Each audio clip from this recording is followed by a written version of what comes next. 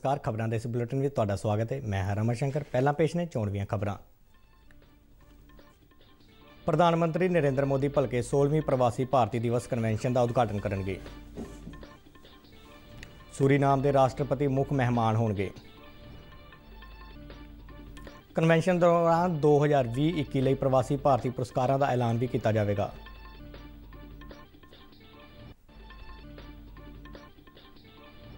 खेती कानूनों के मुद्दे ते केंद्र और किसान जथेबंदियों विचाले 8वें गेड़ की गलबात अज। खेती मंत्री नरेंद्र सिंह तोमर ने मुड़ दोहराया कि MSP और मंडी प्रणाली पहला वांग जारी रहेगी।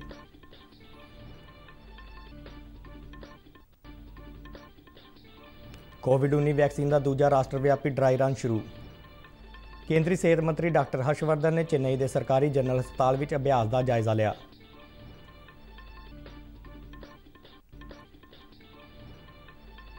केंद्र ने कहा है कि कोविड-19 लिए टीकाकरण स्वै इच्छुक है।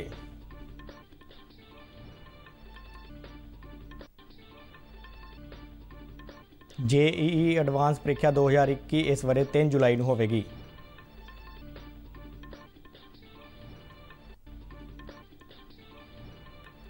पंजाब की मुख सकत्तर विनी महाजन ने कहा है कि सूबे में हुण तक बर्ड फ्लू का कोई भी मामला सामने नहीं आया है। पशु पालन महकमे के अधिकारियों को हदायत दी कि वह पंजाब नाल लगते सूबों में बर्ड फ्लू की स्थिति को देखदे चौकसी वधाउण।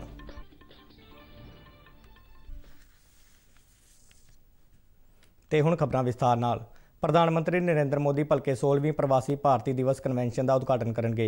वर्चुअल माध्यम राही करवाई जा रही इस कन्वेंशन में सूरीनाम के राष्ट्रपति चंद्रिका प्रसाद संतोखी इस कन्वेंशन में मुख मेहमान वजों शामिल होंगे और कुंजीवत भाषण देंगे। इस साल कन्वेंशन का थीम आत्मनिर्भर भारत में योगदान है। कन्वेंशन दौरान ऑनलाइन करवाई गई भारत को जानिए क्विज प्रतियोगिता के जेतुओं का ऐलान भी किया जाएगा।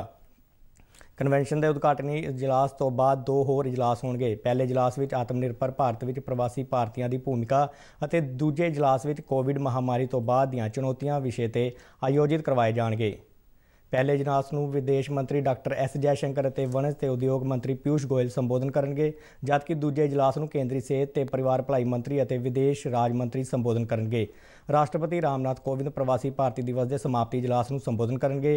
कन्वेंशन दौरान 2020-21 ਲਈ प्रवासी भारती सम्मान पुरस्कारों का ऐलान भी किया जाएगा।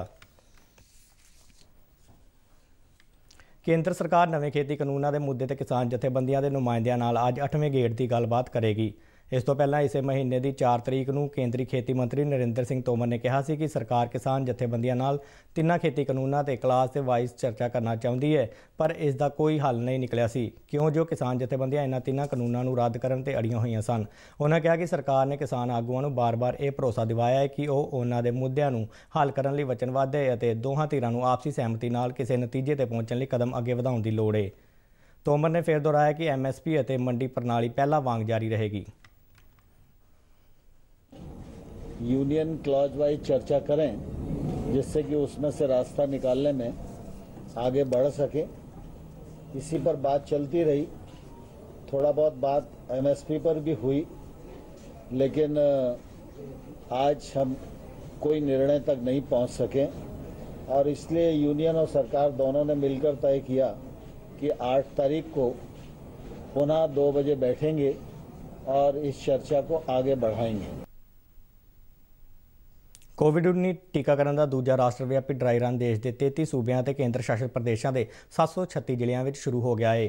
केंद्रीय सेहत मंत्री डॉक्टर हर्षवर्धन ने तमिलनाडु की राजधानी चेन्नई के सरकारी जनरल हस्पताल में इस अभ्यास का जायजा लिया और डॉक्टरों और होर अधिकारियों तो जानकारी हासिल की।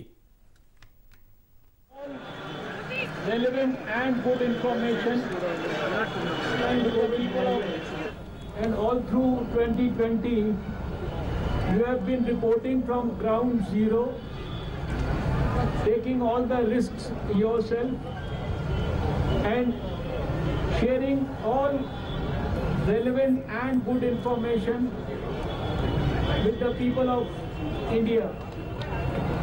So first of all, my greetings to all of you in particular and to the people of Tamil Nadu. And it's not my greeting, it is the greeting of my beloved Prime Minister Shri Narendra Modi ji. ਇਸ ਤੋਂ ਪਹਿਲਾਂ doctor Harshvardhan ਨੇ ਕੱਲ੍ਹ ਸੂਬਿਆਂ ਤੇ ਕੇਂਦਰ ਸ਼ਾਸਿਤ ਪ੍ਰਦੇਸ਼ਾਂ ਦੇ ਸਿਹਤ ਮੰਤਰੀਆਂ ਤੇ ਪ੍ਰਿੰਸੀਪਲ ਸਕੱਤਰਾਂ ਨਾਲ ਟੀਕਾਕਰਨ ਦੀਆਂ ਤਿਆਰੀਆਂ ਦੀ ਸਮੀਖਿਆ ਕੀਤੀ ਸੀ। ਸਮੀਖਿਆ ਦੌਰਾਨ ਉਹਨਾਂ ਇਹਨਾਂ ਤਿਆਰੀਆਂ ਲਈ ਕੇਂਦਰ ਅਤੇ ਸੂਬਾ ਸਰਕਾਰਾਂ ਦੇ ਅਧਿਕਾਰੀਆਂ ਤੇ ਮੈਡੀਕਲ ਭਾਈਚਾਰੇ ਵੱਲੋਂ ਕੀਤੇ ਗਏ ਅਣਥੱਕ ਯਤਨਾਂ ਦੀ ਸ਼ਲਾਘਾ ਕੀਤੀ ਅਤੇ ਹਾਲ ਹੀ ਵਿੱਚ ਕੋਵਿਡ ਦੇ 2 ਟੀਕੇ ਵਿਕਸਿਤ ਕਰਨ ਲਈ ਵਿਗਿਆਨੀਆਂ ਦਾ ਧੰਨਵਾਦ ਵੀ ਕੀਤਾ ਸੀ। ਕੇਂਦਰ ਸਰਕਾਰ ਨੇ ਕਿਹਾ ਹੈ ਕਿ ਕੋਵਿਡ-19 ਦਾ ਟੀਕਾਕਰਨ ਸਵੈ ਇੱਛੁਕ ਸਿਹਤ ਮੰਤਰਾਲਾ ਨੇ ਕੋਵਿਡ-19 ਦੇ ਵੱਖ-ਵੱਖ ਪਹਿਲੂਆਂ ਤੇ ਸਵਾਲਾਂ ਦੀਆਂ ਕਈ ਲੜੀਆਂ ਸ਼ੁਰੂ ਕੀਤੀਆਂ ਨੇ। ਮੰਤਰਾਲਾ ਨੇ ਕਿਹਾ ਹੈ ਕਿ ਆਪਣੇ ਆਪ ਨੂੰ ਸੁਰੱਖਿਅਤ ਕਰਨ ਅਤੇ ਮਹਾਮਾਰੀ ਨੂੰ ਫੈਲਣ ਤੋਂ ਰੋਕਣ ਲਈ ਸਾਰਿਆਂ ਨੂੰ ਕੋਵਿਡ-19 ਵੈਕਸੀਨ ਦੇ ਮੁਕੰਮਲ ਸ਼ੈਡਿਊਲ ਦੀ ਜਾਣਕਾਰੀ ਹਾਸਲ ਕਰਨੀ ਚਾਹੀਦੀ ਹੈ। ਮੰਤਰਾਲਾ ਨੇ ਕਿਹਾ ਹੈ ਕਿ ਕੋਵਿਡ-19 ਪ੍ਰਭਾਵਿਤ ਵਿਅਕਤੀਆਂ ਨੂੰ ਬਿਮਾਰੀ ਦੇ ਲੱਛਣਾਂ ਦਾ ਪਤਾ ਲੱਗਣ ਤੋਂ 14 ਦਿਨਾਂ ਤੱਕ ਟੀਕਾਕਰਨ ਅੱਗੇ ਪਾ ਦੇਣਾ ਚਾਹੀਦਾ ਹੈ, ਕਿਉਂ ਜੋ ਇਸ ਨਾਲ ਟੀਕਾਕਰਨ ਵਾਲੀ ਥਾਂ ਤੇ ਦੂਜਿਆਂ ਤੱਕ ਵਾਇਰਸ ਪਹੁੰਚਣ ਦਾ ਖਤਰਾ ਵੱਧ ਸਕਦਾ ਹੈ। ਮੰਤਰਾਲਾ ਨੇ ਕਿਹਾ ਹੈ ਕਿ ਭਾਰਤ ਵਿੱਚ ਵਿਕਸਿਤ ਕੀਤਾ ਗਿਆ ਟੀਕਾ ਉਨਾ ਹੀ ਪ੍ਰਭਾਵਸ਼ਾਲੀ ਹੈ ਜਿੰਨਾ ਕਿ ਦੂਜੇ ਦੇਸ਼ਾਂ ਵੱਲੋਂ ਵਿਕਸਿਤ ਕੀਤਾ ਗਿਆ। ਉਹਨਾਂ ਕਿਹਾ ਕਿ ਭਾਰਤ ਵਿੱਚ ਵੱਖ-ਵੱਖ ਪੜਾਵਾਂ ਤੇ ਵੈਕਸੀਨ ਦੇ ਪ੍ਰੀਖਣਾਂ ਨੇ ਟੀਕੇ ਦੀ ਸੁਰੱਖਿਆ ਤੇ ਸਫਲਤਾ ਨੂੰ ਯਕੀਨੀ ਬਣਾਇਆ ਹੈ। ਉਹਨਾਂ ਕਿਹਾ ਕਿ ਯੋਗ ਲਾਭਪਾਤਰੀਆਂ ਨੂੰ ਟੀਕਾਕਰਨ ਲਈ ਸਿਹਤ ਕੇਂਦਰ ਅਤੇ ਨਿਰਧਾਰਤ ਸਮੇਂ ਦੇ ਸਬੰਧ ਵਿੱਚ ਉਹਨਾਂ ਦੇ ਰਜਿਸਟਰਡ ਮੋਬਾਈਲ ਨੰਬਰਾਂ ਰਾਹੀਂ ਸੂਚਿਤ ਕੀਤਾ ਜਾਵੇਗਾ। ਯੁਵਾ ਮਾਮਲਿਆਂ ਅਤੇ ਖੇਡਾਂ ਬਾਰੇ ਕੇਂਦਰੀ ਮੰਤਰੀ ਕਿਰਨ ਰਿਜਿਜੂ ਨੇ ਕੱਲ੍ਹ ਨਵੀਂ ਦਿੱਲੀ ਦੇ ਡਾਕਟਰ ਕਰਨੀ ਸਿੰਘ ਸ਼ੂਟਿੰਗ ਰੇਂਜ ਵਿੱਚ 162 ਬਿਸਤਰਿਆਂ ਦੇ 에ਅਰ ਕੰਡੀਸ਼ਨ ਰਿਹਾਇਸ਼ੀ ਹੋਸਟਲ ਦਾ ਉਦਘਾਟਨ ਕੀਤਾ। ਸਪੋਰਟਸ ਅਥਾਰਟੀ ਆਫ ਇੰਡੀਆ ਵੱਲੋਂ ਜਾਰੀ ਕੀਤੇ ਗਏ ਬਿਆਨ ਵਿੱਚ ਕਿਹਾ ਗਿਆ ਹੈ ਕਿ ਇਸ ਹੋਸਟਲ ਵਿੱਚ ਮੁੰਡਿਆਂ ਅਤੇ ਕੁੜੀਆਂ ਲਈ ਖੇਡਣ ਲਈ ਨਿਰਧਾਰਤ ਵਿਸ਼ੇਸ਼ ਭੋਜਨ ਅਤੇ 에ਅਰ ਕੰਡੀਸ਼ਨ ਡਾਈਨਿੰਗ ਖੇਤਰਾਂ ਦੀ ਸੁਵਿਧਾ ਵੀ ਉਪਲਬਧ ਹੈ। ਇਸ ਹੋਸਟਲ ਦੇ 12 ਕਰੋੜ 26 ਲੱਖ ਰੁਪਏ ਖਰਚ ਆਏ ਨੇ। ਇਸ ਮੌਕੇ ਰਿਜਿਜੂ ਨੇ ਕਿਹਾ ਕਿ ਦੇਸ਼ ਦੇ ਸਾਰੇ ਹੀ ਖੇਡ ਹੋਸਟਲਾਂ ਵਿੱਚ ਘੱਟੋ-ਘੱਟ 3 ਤਾਰਾ ਸਟੈਂਡਰਡ ਦੀਆਂ ਭੋਜਨ ਪ੍ਰਾਹੁਣਚਾਰੀ ਅਤੇ ਸਾਫ਼ ਸਫਾਈਆਂ ਦੀਆਂ ਸੁਵਿਧਾਵਾਂ ਹੋਣੀਆਂ ਚਾਹੀਦੀਆਂ ਨੇ ਅਤੇ ਇਹਨਾਂ ਦਾ ਪ੍ਰਬੰਧ ਮਾਹਿਰ ਏਜੰਸੀਆਂ ਵੱਲੋਂ ਕੀਤਾ ਜਾਣਾ ਚਾਹੀਦਾ ਹੈ। ਉਹਨਾਂ ਕਿਹਾ ਕਿ ਕੁੜੀਆਂ ਤੇ ਮੁੰਡਿਆਂ ਲਈ ਅਲੱਗ ਹੋਸਟਲਾਂ ਦੀ ਵਿਵਸਥਾ ਕੀਤੀ ਜਾਣੀ ਚਾਹੀਦੀ ਹੈ। ਉਹਨਾਂ ਕਿਹਾ ਕਿ ਇਸ ਹੋਸਟਲ ਦੀ ਸੁਵਿਧਾ ਨਾਲ ਭਾਰਤੀ ਨਿਸ਼ਾਨੇਬਾਜ਼ਾਂ ਨੂੰ ਇਸ ਸ਼ੂਟਿੰਗ ਰੇਂਜ ਵਿੱਚ ਸਿਖਲਾਈ ਦੇਣ ਦੇ ਕੰਮ ਨੂੰ ਵੱਡਾ ਹੁਲਾਰਾ ਮਿਲੇਗਾ, ਜੋ ਪਹਿਲਾਂ ਸਿਖਲਾਈ ਲਈ ਸ਼ੂਟਿੰਗ ਰੇਂਜ ਤੋਂ ਬਾਹਰ ਠਹਿਰਦੇ ਸਨ। ਕੇਂਦਰੀ ਸਿੱਖਿਆ ਮੰਤਰੀ ਰਮੇਸ਼ ਪੋਖਰਿਆਲ ਨਿਸ਼ੰਕ ਨੇ ਕੱਲ੍ਹ ਐਲਾਨ ਕੀਤਾ ਹੈ ਕਿ ਭਾਰਤੀ ਤਕਨੀਕੀ ਸੰਸਥਾਨਾਂ IIT ਵਿੱਚ ਦਾਖਲੇ ਲਈ JEE ਐਡਵਾਂਸ 2021 ਪ੍ਰੀਖਿਆ 3 ਜੁਲਾਈ ਨੂੰ ਹੋਵੇਗੀ। ਸਿੱਖਿਆ ਮੰਤਰੀ ਨੇ ਦੱਸਿਆ ਕਿ ਪ੍ਰੀਖਿਆ IIT ਖੜਗਪੁਰ ਵੱਲੋਂ ਕਰਾਈ ਜਾਵੇਗੀ। ਉਹਨਾਂ ਕਿਹਾ ਕਿ ਪਿਛਲੇ ਸਾਲ ਕੋਵਿਡ-19 ਮਹਾਮਾਰੀ ਕਾਰਨ 12ਵੀਂ ਜਮਾਤ 'ਚੋਂ ਘੱਟੋ-ਘੱਟ 75% ਅੰਕ ਹੋਣ ਦੀ ਸ਼ਰਤ ਵਿੱਚ ਦਿੱਤੀ ਗਈ ਢਿੱਲ ਇਸ ਵਾਰ ਵੀ ਜਾਰੀ ਰਹੇਗੀ। ਜ਼ਿਕਰਯੋਗ ਹੈ ਕਿ ਦੇਸ਼ ਭਰ ਦੇ ਇੰਜੀਨੀਅਰਿੰਗ ਕਾਲਜਾਂ ਵਿੱਚ ਦਾਖਲੇ ਲਈ JEE ਮੇਨਸ ਨੂੰ ਆਧਾਰ ਮੰਨਿਆ ਜਾਂਦਾ ਹੈ, ਜਦ ਕਿ IIT ਵਿੱਚ दाखिला JEE एडवांस परीक्षा के आधार पर होता है।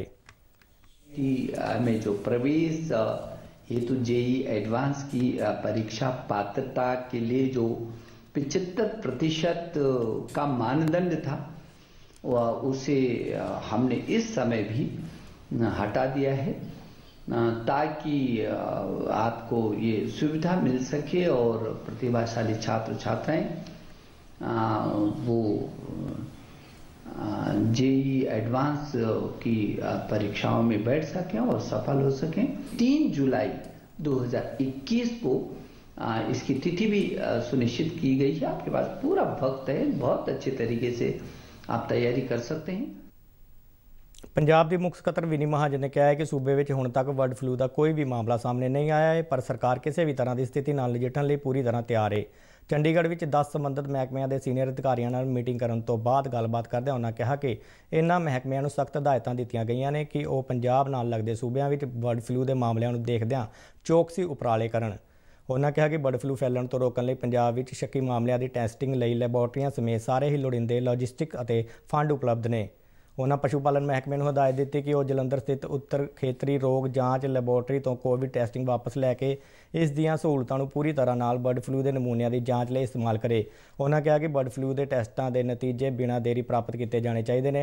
मीटिंग दौरान विनी महाजन ने सारे ही महकमिਆਂ ਨੂੰ बर्ड फ्लू कारण पैदा होने वाली किसी भी स्थिति नाल नजिठण ਲਈ तालमेल नाल काम करने की हिदायत दी। पुलिस और पेंडू विकास ते पंचायत महकमे ਨੂੰ कहा गया है कि वो अपने अपने इलाकों में स्थिति ते सख्त नज़र रखण। उन्होंने कहा कि जेकर सूबे में किसी भी थां ते पोल्ट्री जां पंछियों की वड्डी गिनती में मौत का मामला सामने आता है तो उन्होंने फौरी तौर पर संबंधित जिलों के पशु पालन महकमे के डिप्टी डायरैक्टर को रिपोर्ट करनी चाहिए है। उन्होंने महकमिਆਂ ਨੂੰ ਇਹ भी हिदायत दी कि वो लोगों को अफवाहां ते ध्यान ना देने लई जागरूक करन। ਮੀਟਿੰਗ ਦੌਰਾਨ ਪਸ਼ੂ ਪਾਲਣ ਮਹਿਕਮੇ ਦੇ ਵਧੀਕ ਮੁੱਖ ਸਕੱਤਰ VK ਜੰਜੂਆ ਨੇ ਦੱਸਿਆ ਕਿ ਜਲੰਧਰ ਸਥਿਤ ਉੱਤਰੀ ਖੇਤਰੀ ਰੋਗ ਜਾਂਚ ਲੈਬੋਰਟਰੀ ਵਿੱਚ ਇੱਕ ਦਿਨ ਵਿੱਚ 1500 ਨਮੂਨਿਆਂ ਦੀ ਜਾਂਚ ਕਰਨ ਦੀ ਸਮਰੱਥਾ ਹੈ। ਉਹਨਾਂ ਕਿਹਾ ਕਿ ਇਸ ਲੈਬੋਰਟਰੀ ਨੂੰ ਉੱਤਰ ਭਾਰਤ ਦੇ 5 ਸੂਬਿਆਂ ਅਤੇ 3 ਕੇਂਦਰ ਸ਼ਾਸਿਤ ਪ੍ਰਦੇਸ਼ਾਂ ਦੇ ਸੈਂਪਲਾਂ ਦੀ ਜਾਂਚ ਕਰਨ ਦਾ ਅਧਿਕਾਰ ਹੈ। ਉਹਨਾਂ ਇਹ ਵੀ ਦੱਸਿਆ ਕਿ ਹੁਣ ਤੱਕ ਤਰਨਤਾਰਨ ਤੋਂ 4 ਬੱਤਖਾਂ ਦੇ ਨਮੂਨੇ ਇਸ ਲੈਬੋਰਟਰੀ ਵੱਲੋਂ ਹਾਸਲ ਕੀਤੇ ਗਏ ਸਨ। ਇਸ ਤੋਂ ਪਹਿਲਾਂ ਹਰਿਆਣਾ ਦੇ ਲੈਬੋਰਟਰੀ ਨੂੰ 4 ਨਮੂਨੇ ਭੇਜੇ ਸਨ। ਉਹਨਾਂ ਨੇ ਸਹੀ ਨਤੀਜੇ ਨਾ ਆਉਣ ਕਾਰਨ ਟੀਮ ਤੇ ਹਰਿਆਣਾ 57 ਹੋਰ ਨਮੂਨੇ ਇਕੱਠੇ ਕੀਤੇ ਅਤੇ ਚੰਡੀਗੜ੍ਹ ਦੀ ਸੁਖਨਾ ਝੀਲ ਤੋਂ 2 ਪੰਛੀਆਂ ਦੇ ਨਮੂਨੇ ਇਸ ਲੈਬੋਰਟਰੀ ਨੂੰ ਭੇਜੇ ਗਏ ਨੇ। ਜੰਜੂਆ ਨੇ ਕਿਹਾ ਕਿ ਇਹਨਾਂ ਸਾਰੇ ਨਮੂਨਿਆਂ ਦੇ ਨਤੀਜੇ ਅੱਜ ਸ਼ਾਮ ਤੱਕ ਪ੍ਰਾਪਤ ਹੋਣ ਦੀ ਉਮੀਦ ਹੈ। ਉਹਨਾਂ ਦੱਸਿਆ ਹਿਮਾਚਲ ਪ੍ਰਦੇਸ਼ ਤੋਂ ਭੇਜੇ ਗਏ ਪੰਛੀਆਂ ਦੇ 2 ਨਮੂਨੇ ਹੁਣ ਤੱਕ ਪੋਜ਼ਿਟਿਵ ਪਾਏ ਗਏ ਨੇ। ਤੇ ਇਸ ਦੇ ਨਾਲ ਹੀ ਖਬਰਾਂ ਦਾ ਇਹ ਬੁਲੇਟਿਨ ਖਤਮ ਹੁੰਦਾ ਹੈ। ਆਗਿਆ ਦਿਓ, ਨਮਸਕਾਰ।